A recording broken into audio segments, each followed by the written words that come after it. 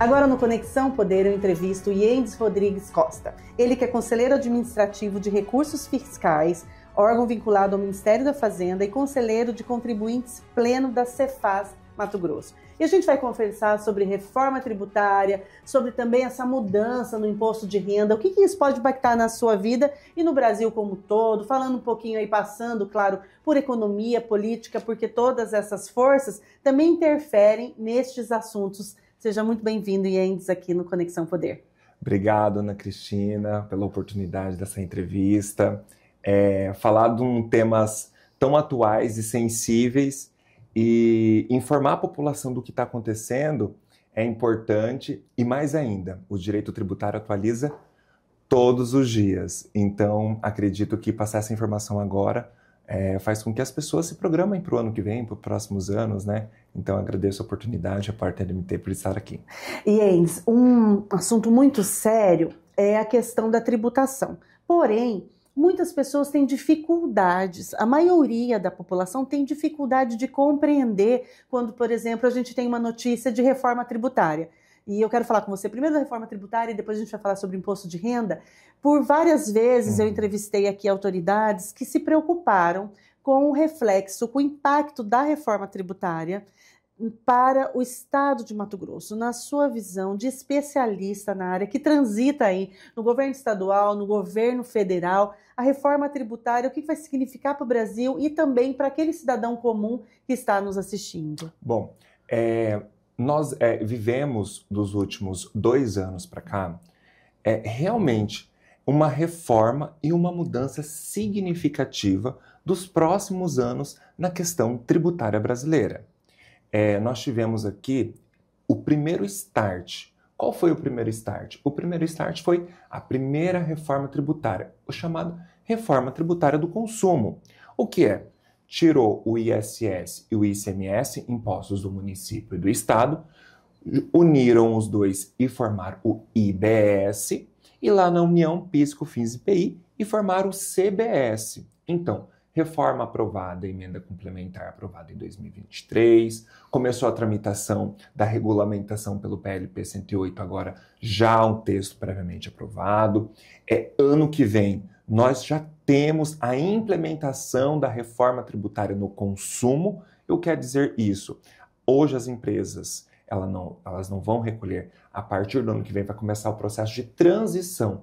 Como emitir uma nota no novo modelo, como ajustar seu administrativo empresarial neste novo modelo, até que, lembrando das faixas, o ICMS e o ISS vão abaixando, enquanto o IBS e o ICBS vão aumentando.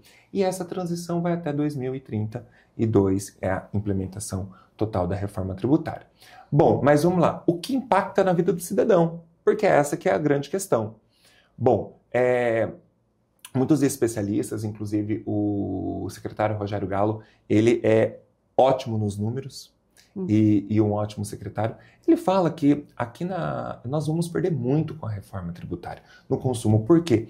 Nosso estado, diferente do estado de São Paulo, que foi ativamente participativo na reforma tributária, nós encaminhamos nossas mercadorias para o Porto, para São Paulo, para outros estados, como o Sul, para industrialização.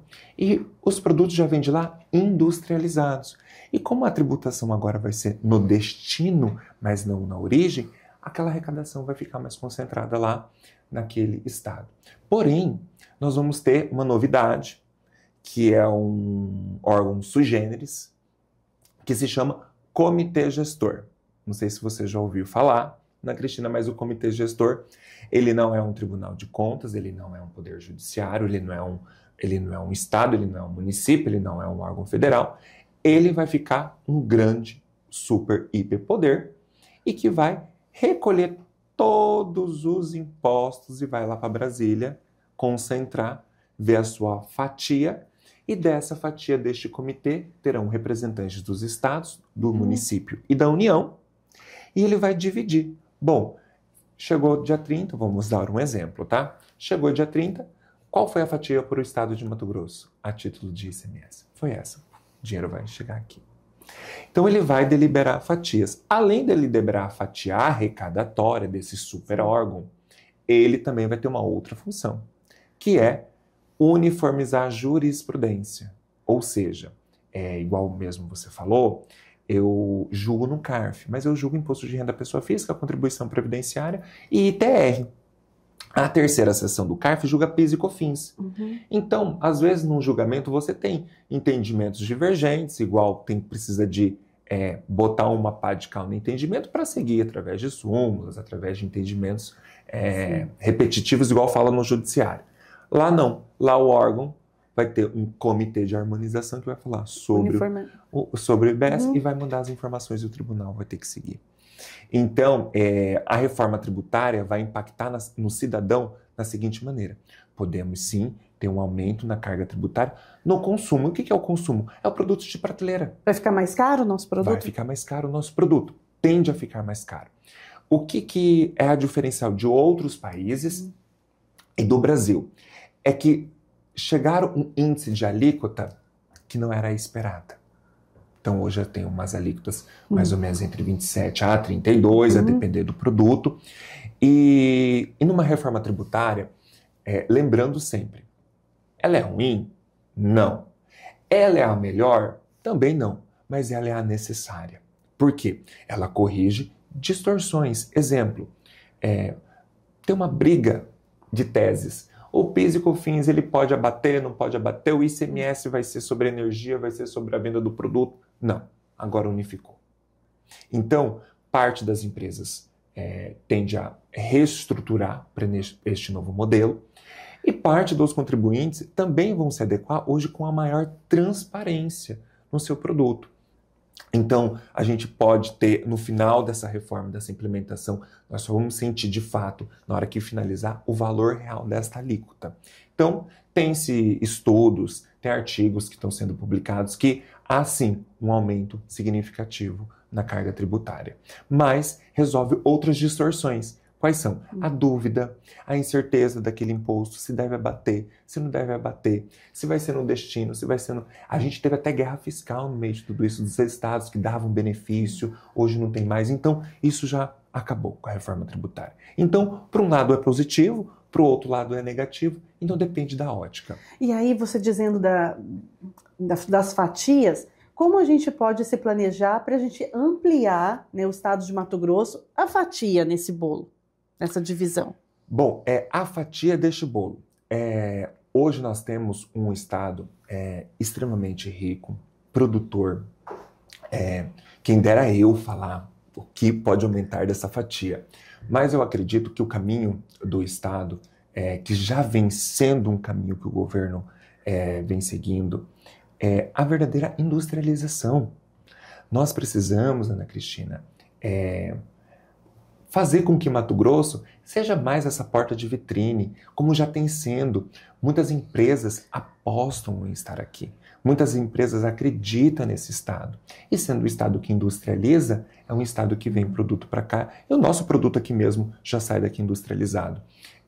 Eu acredito que nós temos que seguir nesse caminho, com pessoas sérias hoje que estão no governo, para poder ser mais atrativo e atrair mais investidores. Então, eu falo isso porque o Silvio Rangel, o meu presidente da Fiente, ele também leva essa bandeira e eu gosto muito das falas dele quando ele fala assim, nós precisamos deixar o nosso estado mais industrializado.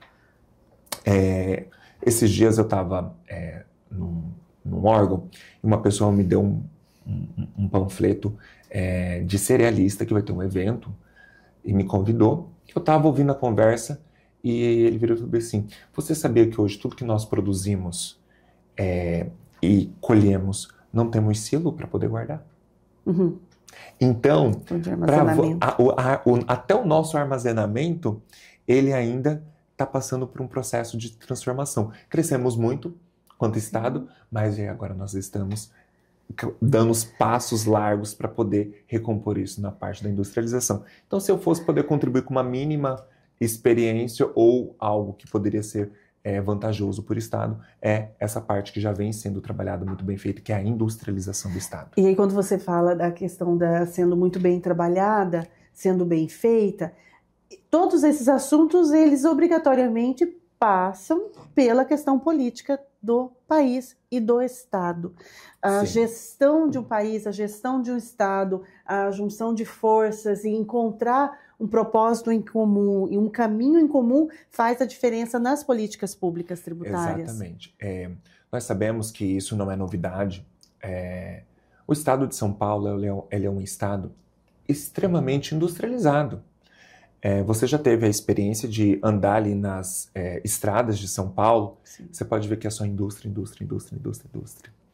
E as indústrias de São Paulo, elas foram muito ativas com a reforma tributária. Bom, então, se a gente parar para fazer um reflexo rápido, por que as indústrias de São Paulo foram tão ativas na reforma tributária?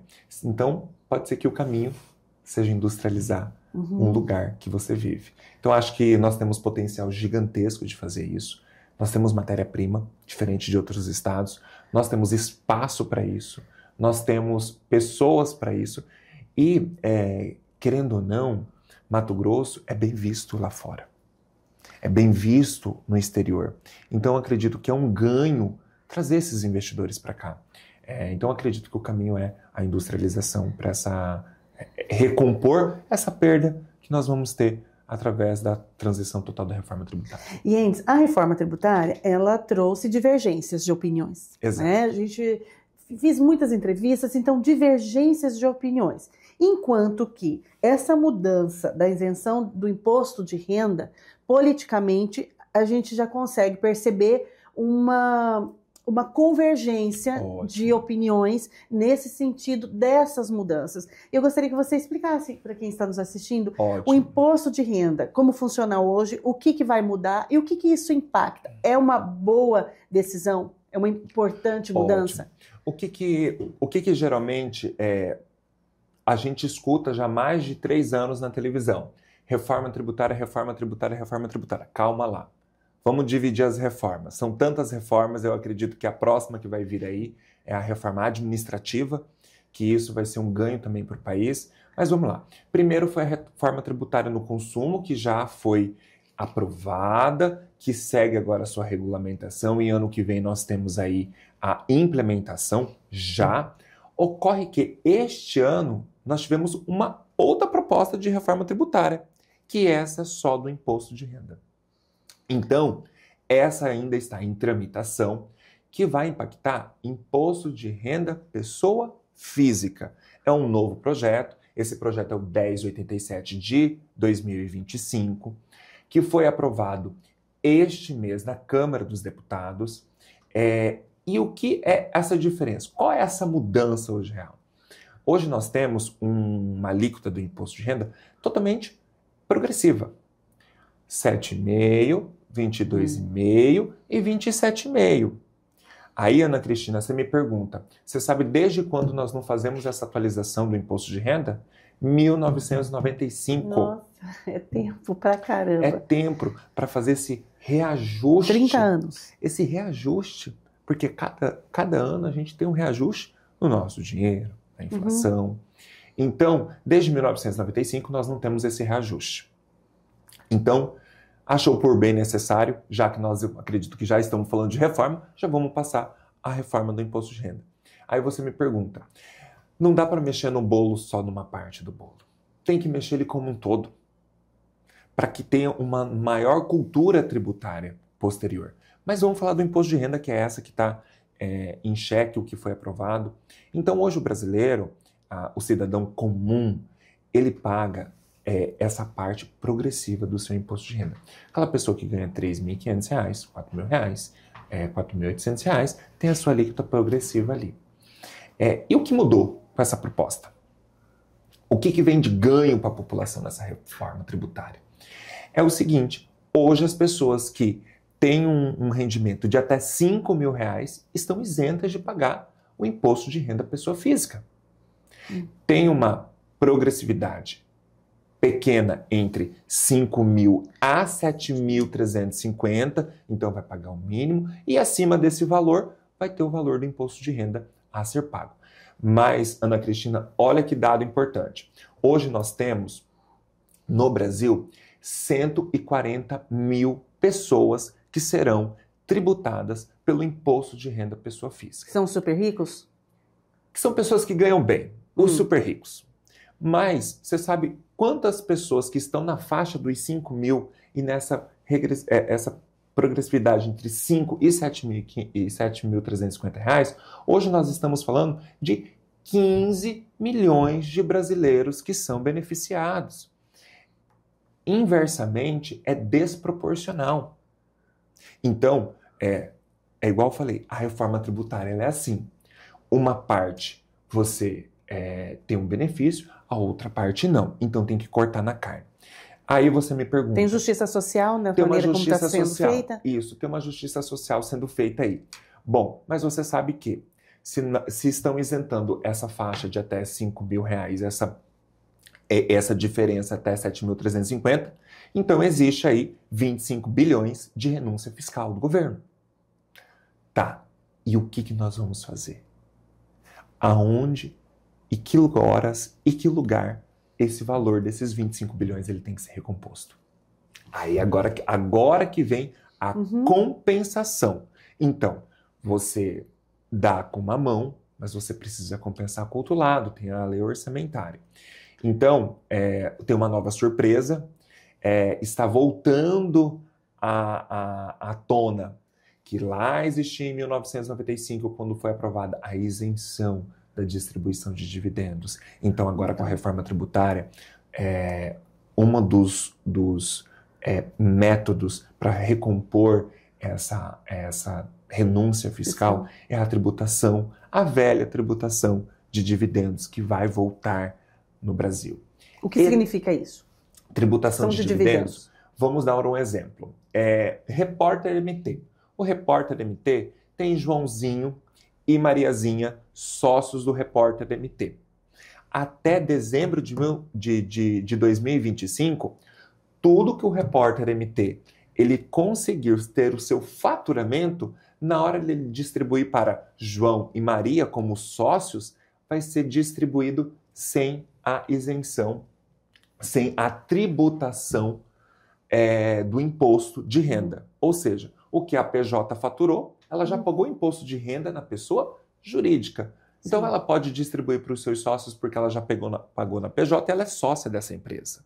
Então, isso é distribuição de dividendos sem imposto. Já paguei na PJ, não devo pagar na minha pessoa física porque eu sou sócia. O meu comer e o meu beber veio da sociedade em que eu trabalho. Mas, Joãozinho e Maria, a partir do ano que vem, tudo que o Repórter MT teve de faturamento, o que vai acontecer?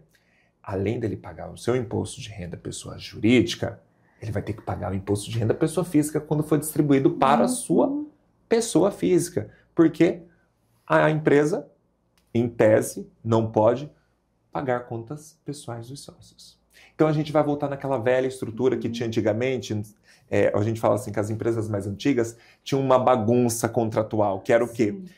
Pagava cartão de crédito do sócio pela PJ, não tinha uma distribuição, ainda mais uma conta única. Uma conta única. Então, nós saímos dessa cultura de 1995 até hoje, separando conta, colocando cada um na sua caixinha. Então, isso pode voltar à tona, que é um pouco perigoso. Então, a partir de 2026, uma forma de compensar é a distribuição de dividendos, que agora vai ter incidência do imposto. E tem mais uma outra. Aquelas pessoas que faturam a mais de 600 mil reais por ano, também vai ter uma incidência de um imposto de renda mínimo, que pode chegar até 10%. Então, se você faturou mais de 600 mil ano, você pode ter uma progressividade de até 10% pagando na pessoa física. Que não acontece hoje. Então, isso é uma forma de recompor esses 15 milhões de brasileiros que estão abarcados dentro dessa isenção de 5 mil reais do imposto de renda. Então, uma faixa vai recolher mais e uma faixa muito maior deixa de recolher. Uma faixa muito maior, que são os CLTs, os trabalhadores brasileiros, eles vão ficar isentos ali abaixo de 5 mil reais, que corresponde hoje quase 15 milhões de pessoas. Em contrapartida, essa pessoa, esse empresário ou essa pessoa que tem um valor econômico maior, que hoje corresponde a 140 mil brasileiros, eles vão ter essa incidência desses dois impostos que está nesse PLP, PL 1087.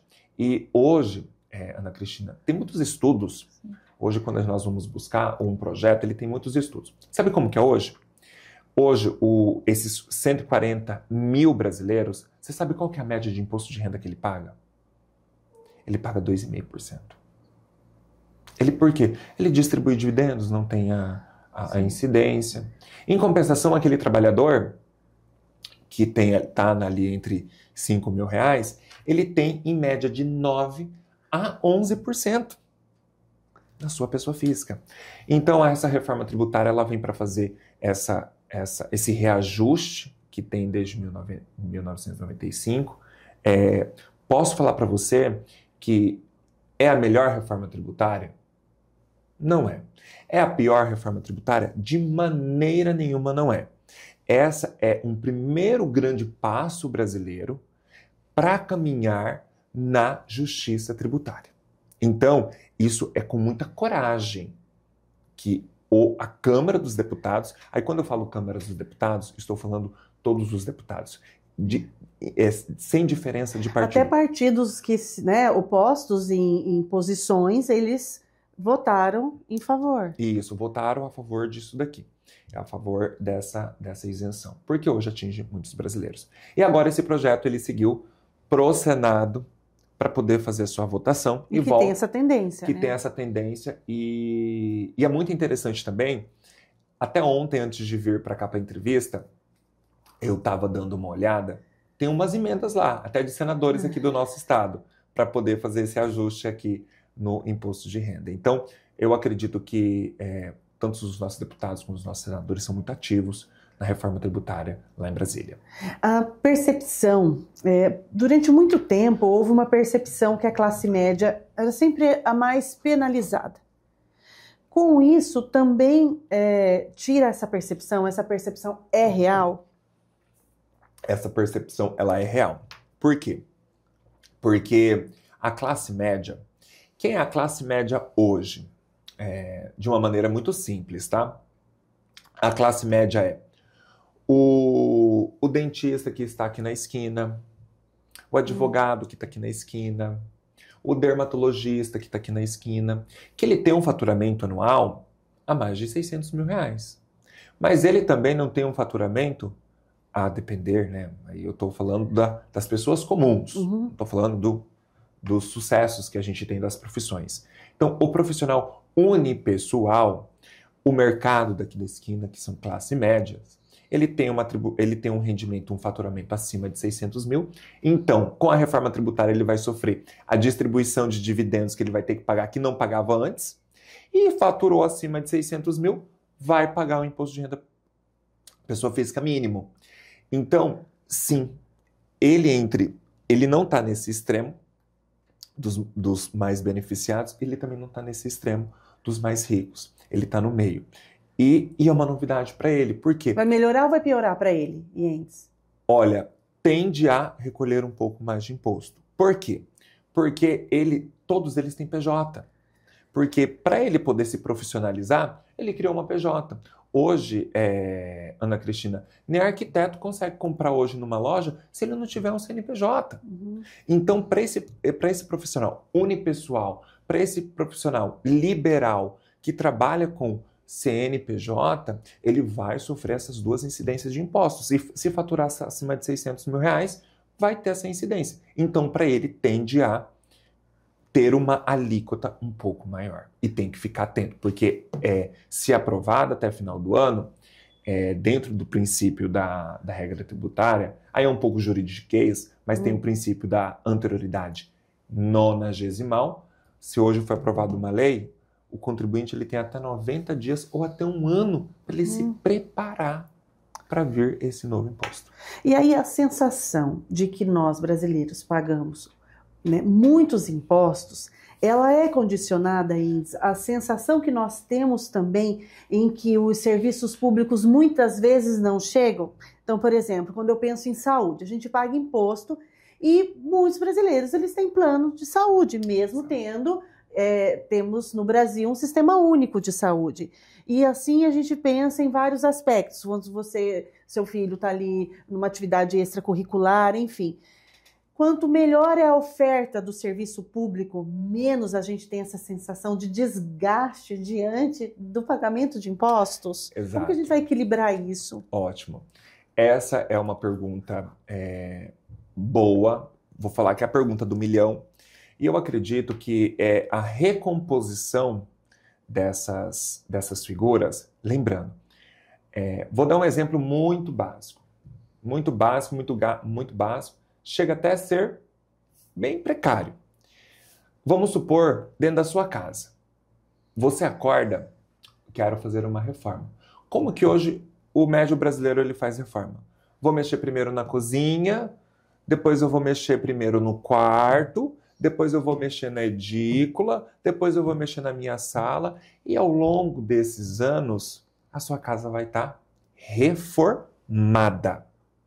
É isso que nós estamos fazendo. Pensa, Ana Cristina, diferentemente de outros países, e eu não gosto de quando você vai para uns estudos, parte técnica, porque lá na França é assim, porque lá na Alemanha é assim, porque lá em Portugal é assim, e por que no Brasil não é assim? Calma, peraí só um pouquinho. O tamanho da Alemanha, Mato Grosso, maior que a Alemanha.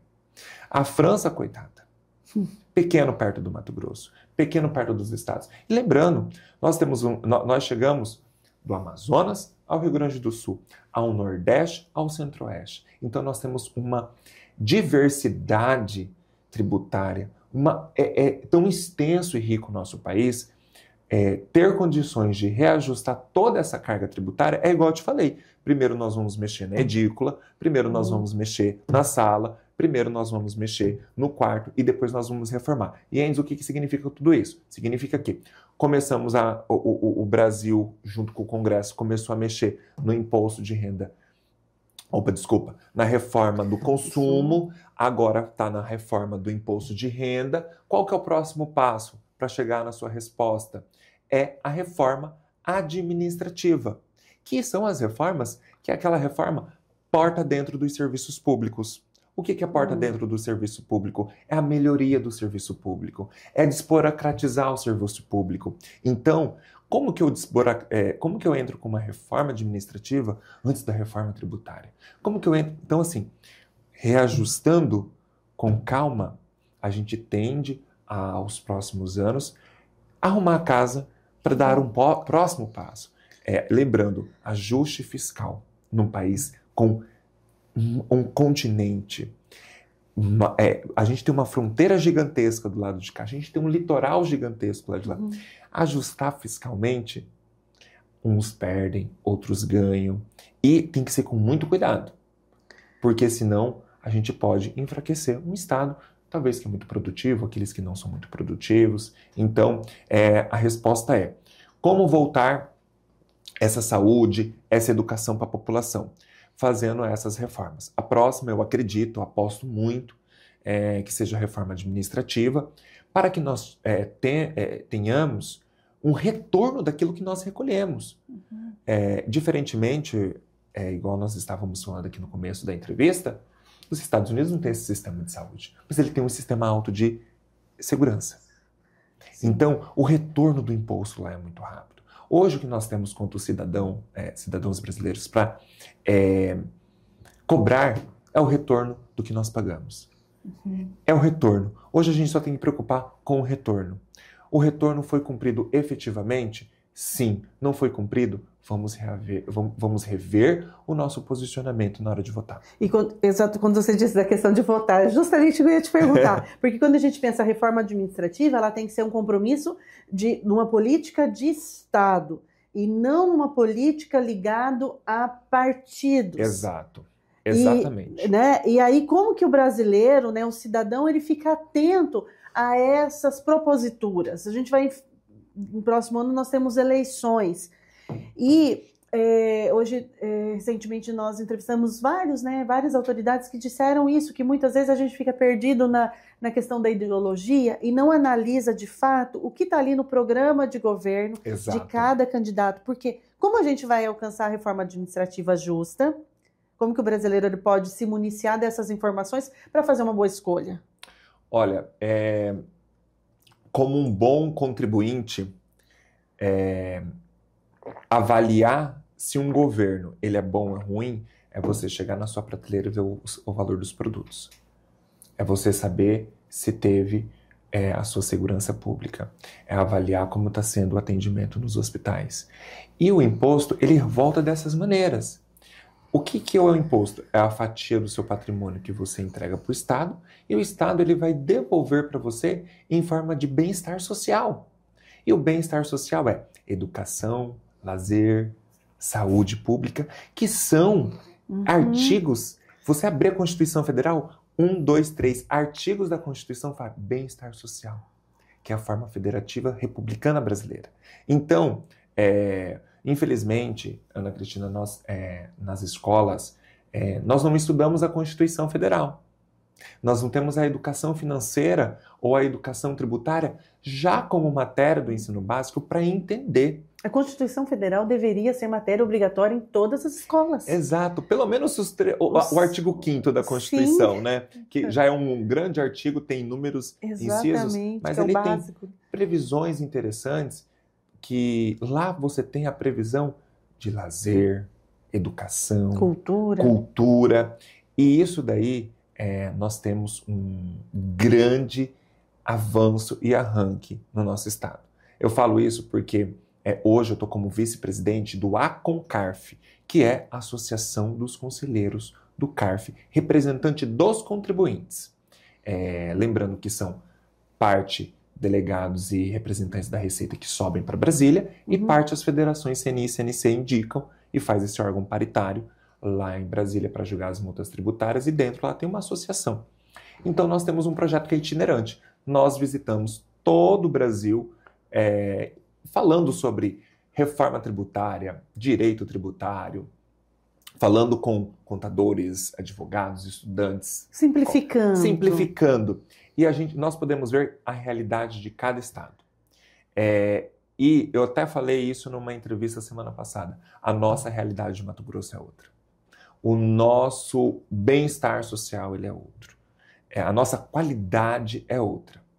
Em vista, em detrimento a outros estados, que a gente sabe que tem ótimas arrecadações, que a gente sabe que tem bons gestores, mas a retribuição para a população ela precisa ser feita de forma assertiva. E a educação tributária, ela precisa ser implementada de forma assertiva. Dos últimos 3 anos para cá, eu falei, tributário ficou muito na mídia. Ficou muito assim, usual você falar de reforma tributária. Porque todo dia tem um PL, todo dia tem um ajuste. Então, eu acredito que até a população, na hora que vai assistir, verdade, o tributo. Verdade, o tributo. Começa a se familiarizar com esses termos e esse ambiente. Exatamente. E familiarizar é entender e compreender. Até para cobrar, né? Até para cobrar. E o mais importante, o que eu falo. Antes você me perguntou, olha, ano que vem é ano de observações, da retribuição, mas eu acho que antes da gente cobrar, nós temos que saber, Ana Cristina, o que nós estamos pagando. Eu acho que essa que é a pergunta do milhão e é a chave. O que hoje você como cidadã, você paga de imposto de renda? Ou você chega todo começo do ano, liga para o contador e fala, já deu tudo certo? Ele fala, já deu tudo certo. E aí o que você faz? Você fica a ver navios do que está lá na Receita Federal, do quanto você faturou o ano passado, quais são, se você financiou um carrinho, se você financiou uma casa, se você teve uma doação de uma herança.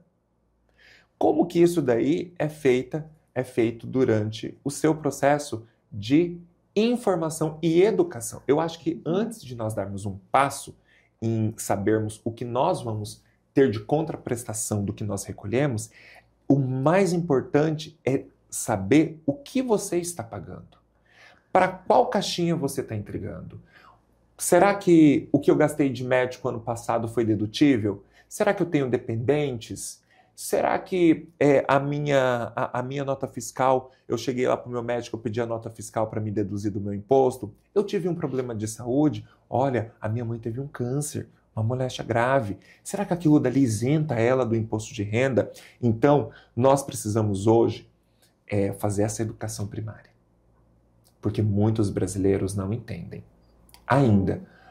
Mas não é por falta de não conhecimento, é porque a informação tributária ela ainda é escassa no Brasil.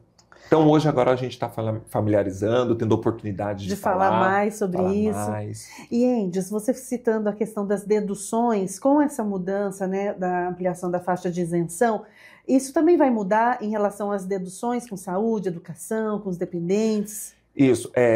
Quanto à reforma tributária, a gente já tinha as deduções de doença grave, saúde, dependência. Terão mudanças não significativas. Uhum. O texto ele ampliou o rol de deduções. Hoje nós sabemos que a forma mais simplificada é você entregar seu imposto de renda, ver o que foi lá, tributação, isento, uhum. e encaminhar. E a forma mais não complicada, mas informativa, é você olhar para todo o seu passado, o ano que passou, pegar as notas fiscais, ver se aquela nota fiscal ela é de acordo de tratamento grave, lembrando, né, que hoje nós temos muitas clínicas dermatológicas que não entram nesse rol, então... Não entra? Não entra nesse rol, então... Pra gente fazer os procedimentos, as harmonizações, a gente... Então, porque às vezes você fala médico, hoje médico tem vários médicos, sim, né? Brilhantes médicos no Brasil. Então, saber, tá lá no rol certinho, não é qualquer nota que vai ser dedução, não é qualquer estudo que vai ser dedução. Então, o mais importante junta todas as notas, senta com o contador e aí pega a legislação e fala, essa pode e essa não pode, essa pode e essa não pode. Lembrando, o bom senso tributário. O que é o bom senso tributário? Uma cirurgia estética. Você acha que isso é exclusão da base de cálculo do IR? Não. Não é. Aquela pessoa que não tem condições de fazer uma cirurgia estética, ela vai pagar diferente de você porque você teve condições de tirar isso da sua base. Então, lembrando, o bom senso tributário a gravidade, um câncer terminal. Uhum. Então, assim, eu acredito que às vezes é tão óbvio, mas também não é tão óbvio. Então, a gente tem que saber compreender, olha, e hoje quando a gente vai falar de entregar médico, né? Aí entra o dentista, entra não sei o quê. Então, dentista Há uma parte sim, mas aparelho dentário não. Aparelho dentário não. Clareamento então, não. Então, assim, a gente tem que ter o bom senso tributário e com o PL 1087 ampliou alguns rols lá. Então, acredito que de maneira muito significativa, isso é um grande passo que nós temos hoje no Brasil. Uma dúvida muito também que as pessoas ficam nessa dúvida, e eu acompanhei durante muito tempo as discussões, as reuniões sobre a doação para fundos do idoso, da infância. Isso também é um assunto que suscita muitas dúvidas, né, Endes? Hoje nós temos que as doações, elas são bases de cálculo de exclusão do imposto de renda da pessoa jurídica, né? Para estimular essas doações. Mas lembrando que nós sabemos que o Brasil ele tem inúmeras entidades filantrópicas. Uhum. E isso já vem sendo imune na reforma tributária. A primeira, não agora, essa outra, lá tem as entidades filantrópicas que também se permaneceram nas imunidades tributárias. Então, o que nós temos que entender? Entidades filantrópicas permanecem na imunidade tributária. Quais entidades? Aí nós temos que ter as entidades que têm um processo correto dentro do órgão, validada, credenciada, fiscalizada, auditada, para fazer aquele bem estar, que é a entidade filantrópica, para ter essa imunidade tributária. Lembrando, o porquê que um imposto ou um tributo, em regra geral, ele é imune? Para, em contrapartida, beneficiar um setor, um núcleo. Então a gente tem que esse núcleo, ele é beneficiado. Igualzinho à imunidade que se manteve das exportações, né? Nós sabemos que, igual há pouco no meio da nossa entrevista, olha o tamanho do nosso Brasil. Nós produzimos café, soja, algodão. Estou falando Brasil de modo geral, não só Mato Grosso, né? Óleo degomado, suíno, gado. Você imagina? Será que nós abastecemos o mundo em comida? Então, esse benefício dessa imunidade é importante para o Brasil. Exatamente. Para viabilizar. Para viabilizar. Hoje, como conselheiro da Cefaz, nós julgamos muito, analisamos muito aqui no processo administrativo de segundo grau se realmente aquela mercadoria foi exportada, se realmente ela saiu do Brasil, para a gente, né, validar aquela operação que teve ali alguma fiscalização e chegou a ter um processo tributário. E até mesmo esses dias nós estávamos num debate muito rico lá dentro da Cefaz e nós estávamos falando sobre como se dá essa comprovação. A gente tem mercadorias tão perecíveis, né? Será que exportou mesmo? Será que ficou dentro do país? Então, e temos, sabia, Ana Cristina, modelos e notas fiscais e formas, ferramentas de saber se aquela nota que não foi aprovada lá no Porto, ela tem como ser recompensada e sair. Então, hoje a gente tem todo o arcabouço para saber se ela faz jus a essa imunidade. Mais agilidade, mais tecnologia mais tecnologia trabalho. É igual o que você falou. Essa imunidade filantrópica. As fiscalizações, os ajustes, ver se ela teve ali o seu credenciamento válido, para ver se faz jus a essa imunidade. Então, mantém-se isso na reforma. E os sistemas, e antes de a gente caminhar para a nossa finalização da nossa entrevista, os sistemas hoje estão muito integrados, né? Você faz uma compra aqui, você informa seu CPF, já avisa ali, você faz o Pix achando que ninguém está vendo, tá todo, um Big Brother a nossa vida tributária, quem está assistindo, é uma coisa meio que Big Brother. Os seus movimentos financeiros aí são captados pelo governo e com todas essas mudanças, a questão de sonegação fiscal também diminui essas possibilidades. E às vezes a gente fala assim, eu me lembro disso trabalhando, né, às vezes em palestra, e a pessoa, né, mais simples falava assim, eu faço tudo por Pix, porque o governo não enxerga o Pix. Eu falei, você que pensa. Eu acredito que isso é um monstro criado na cabeça do brasileiro para falar que hoje o nosso sistema ele não está informatizado. Então, hoje é muito simples saber o que está acontecendo. Todos os estados hoje têm CPF na nota? Você já escutou essa pergunta? Toda vez que eu estou no caixa. Então, toda vez que você está no caixa, CPF na nota, e isso é uma forma de fazer lastros. E as pessoas às vezes não dão o CPF por medo, não tem que ter medo. Assim, é uma fatia de um problema, porque se você hoje for parar para pensar, diferente de outros países, nós temos os maiores modelos tecnológicos de fiscalização e arrecadação tributária. Então, o investimento que tem no Brasil sobre o que tem de tecnologias para cruzamento de dados, de nota fiscal, isso é importante. Ana Cristina, sabe por quê? Lembrando, igual eu te falei, olha o tamanho do nosso estado. Se nós não tivermos investimentos em tecnologias para que aquele que auferiu renda pagar o que é justo para o governo e aquele que não auferiu renda o suficiente ter aí sua isenção, isso é justiça tributária. Mas você me falando sobre cruzamento de dados, a reforma tributária, se eu falar do consumo que teve a junção do ISS, o IBS e CBS, tem uma modalidade chamada split payment. O que é isso daí? Um pouco juridiquês, mas você já viu, olha, essa empresa ela tem crédito com tal coisa, de imposto para compensar. Essa empresa tem crédito com tal coisa. A grosso modo falando, sabe hoje como vai ver o seu crédito? Eu recolhi, outro recolheu, o crédito. Hoje não é assim. Se você emitiu a nota, mandou a mercadoria, independente do pagamento do valor, você tem a propriedade do seu crédito, do seu imposto. Hoje não. Hoje vai ser como? Você pagou o imposto, você vai receber o seu crédito, a grosso modo falando. Você não pagou? Crédito vai. Split payment.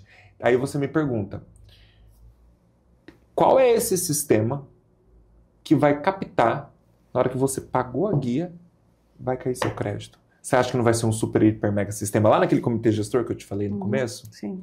Então, eu falo que ir contramão da tecnologia hoje e tentar regredir, eu não vou fazer isso, é pequeno. Só fazer uma pequena comparação. Nos Estados Unidos, aí não é uma comparação chula, mas hoje todos os carros têm rastreadores. A segurança pública, igual eu te falei, que é tão importante lá, aconteceu algo, a polícia sabe exatamente onde que aquele carro que tem monitoração via satélite, que deve ter um programinha lá dentro, ele é monitorado. Filmes americanos, quem não já assistiu de investigação policial, olha, acabaram de passar o cartão lá naquela conveniência e vai às polícias. Então, olha para você ver, isso que a gente vê nos filmes é exatamente o que tem acontecido com a informatização brasileira. A tecnologia, a inteligência artificial, ela está crescendo de tal maneira que isso, se nós sabermos utilizarmos de forma benéfica, nós temos uma contribuição e uma desburocratização muito ampla para a vida, tanto do cidadão, quanto do trabalhador normal, das empresas. E mais justa. E mais justa. Eu acho que todas essas reformas tributárias, ela tem um ponto muito interessante entre a de renda e a do consumo. Sabe qual que é? É a informatização delas. Então, isso é um avanço muito grande para o nosso Estado, isso é um avanço muito grande para o Brasil. E lembrando, toda reforma é igual eu te falei da casa. Quando você vai reformar, às vezes quebra uma coisa que não estava programada, às vezes tem um prejuízo não programado, mas no final das contas, quando termina a reforma da casa, não fica bonita? Fica. Então é igual a reforma tributária. Vai ficar bonita assim que tiver todos os ajustes necessários, obedecendo e ouvindo os setores das indústrias, do comércio, do agro. Então, se esses setores, com voz ativa, aliado com os governos estaduais e federais, eu acredito que a gente vai ter uma reforma muito boa, precisa e necessária. E Endes Rodrigues, meu entrevistado de hoje no Conexão Poder.